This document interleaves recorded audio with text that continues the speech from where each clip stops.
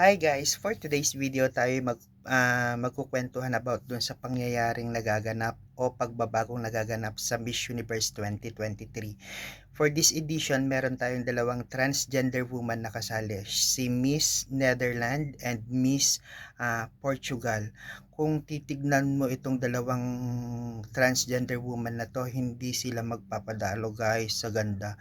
Ang gaganda nila, mga palaban, sexy, ang gagaling din sa communication skills, talagang open na ang Miss Universe. Wala na talagang kumbaga hindi na limitado para sa mga kababaihan lamang ito. Inopen na ito sa mga transgender woman also. Tapos si Miss Portugal, kung titignan mo, napakaganda, napakaamo ng mukha. Meron din tayong dalawang married woman na kasali, si Miss Guatemala at si Miss Colombia. Diyos ko po, Rudy.